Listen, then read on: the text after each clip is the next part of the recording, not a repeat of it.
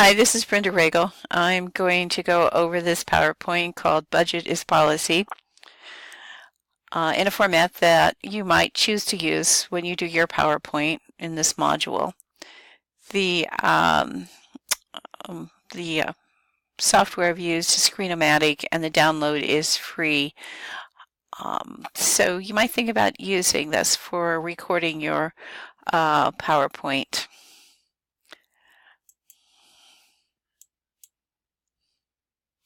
First question we're going to ask is, why is a budget?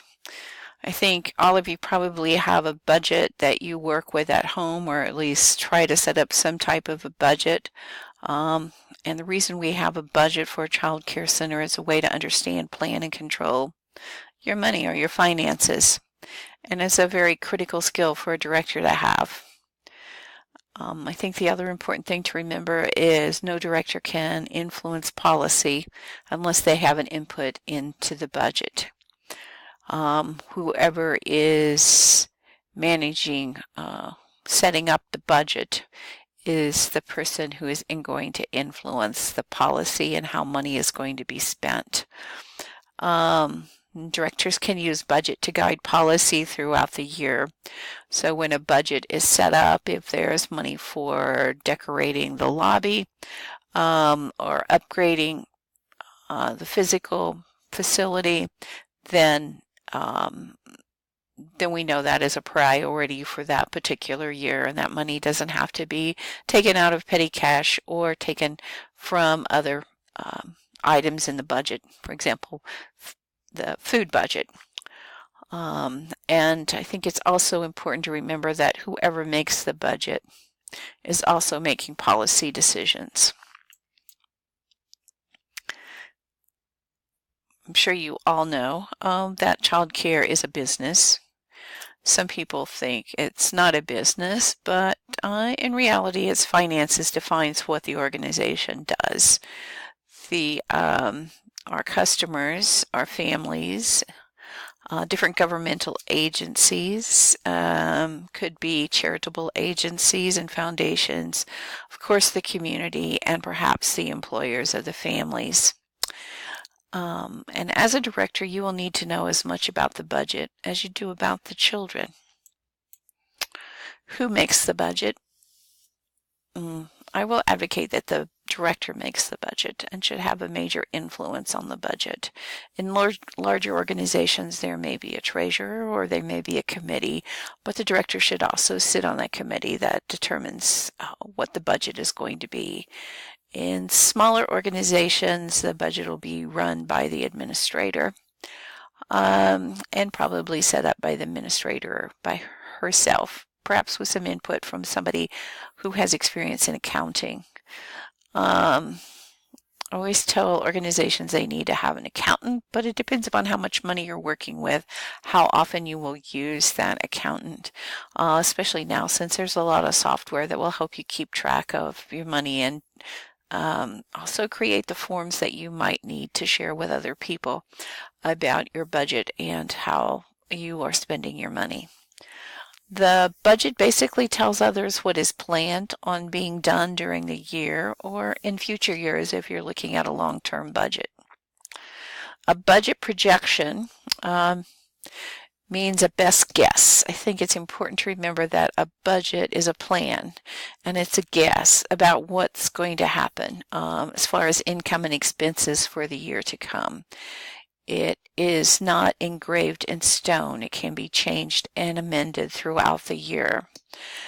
And yet, budgets are most useful when they're looked at as official documents that, for the most part, you would not depart from, but if need be, sometimes you do have to change your budget. Owners and operators of budgets should make and respect the annual budgets. And what that means is that if you do make changes to your budget, document it. Don't just create a whole new budget. Document why you made those changes, because it gives you an opportunity to go back and look at what happened during the year when you're planning your budget for the next year. So, for example, if your enrollment goes down for some reason, maybe the children are sick or a new program opens up down the street, then of course your income is going to decrease, so your expenses will need to decrease too.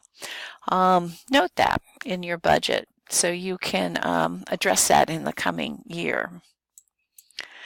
There are always two sides of a budget, the income side and expenditures, and both sides must balance.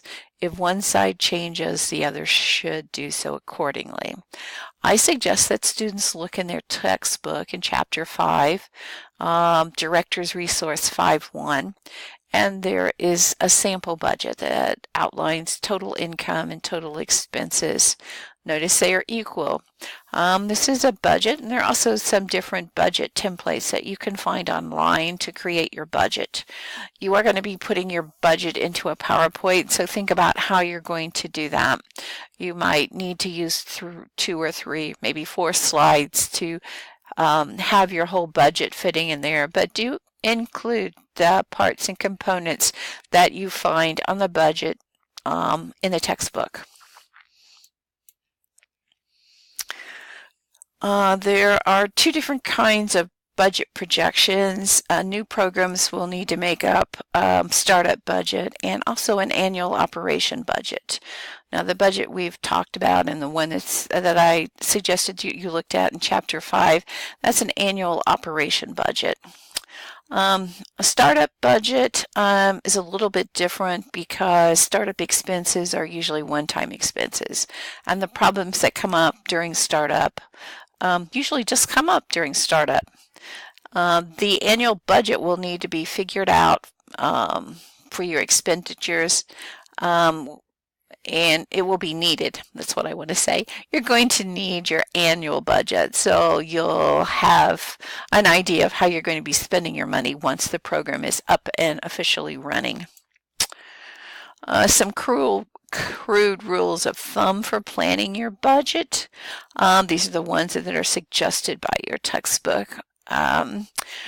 Please note that almost 70% of your budget is going to be spent on personnel. Remember when planning a budget, when you create your budget, to include the utilization factor. A new program is lucky to be at 85% utilization. Utilization is how you're managing the spots, and again, this is another critical skill that directors need to have.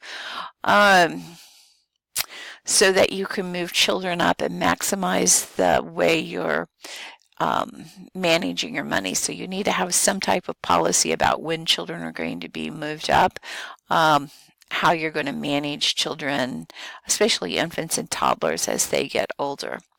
And when I'm talking about a utilization factor, that means you may have a space empty in a classroom, so you're not utilizing that space. So you cannot count that income. So when you're planning your budget and you say our income is going to be for 10 children, $1,000 a week, if that's what if the children are paying $100 a week. If you're at an 85% utilization factor, which is really good for the first year, you should budget just $850. Please don't budget that you're going to be making $1,000 because that's very unlikely. And remember, since a budget is a plan, it's better to under budget income. And then if you earn more, that's great. Budget justifications. I think this is important. You don't have to include this, but you do need to include some notes on your budget, summarizing the reasoning that led you to arrive at the figures you are using. So make a list of how you're paying people. Talk about the fringe benefits that you're offering. So do make notes on your budget so it's easy to figure out where your numbers are coming from. if you're going to pay professional fees and contract services, perhaps like an accountant, to go over your books a couple of times throughout the year or even once, depending upon the size of your organization, what are those fees going to be? Perhaps you have attorney fees. So identify those on your budget. Supplies and materials, again, list those in some detail, especially those that are more expensive. Describe how you figured your occupancy cost, and talk about how you're purchasing furniture, materials, and vehicles, and how that's going to be figured into your budget. Then also make notes about the special events and services and then other expenses. So not only should you have a budget, but you should also have some information in a narrative form explaining how you arrived at the numbers for your budget. You might also, and we talked a little bit about this, about sponsorship, what kinds of in-kind and donated goods and services, those should also be accounted on your budget. So you'll have to figure out how you're going to include those. And make sure that you make clear notes about those. Basically, there's a variety of different examples of in-kind services. I noticed some of you had, for your sponsorship, people were donating flooring or furniture for the classroom. So there's a variety of different items that can be itemized as in-kind services. And that's the end of my little PowerPoint presentation. So thank you. If you have questions, please do ask.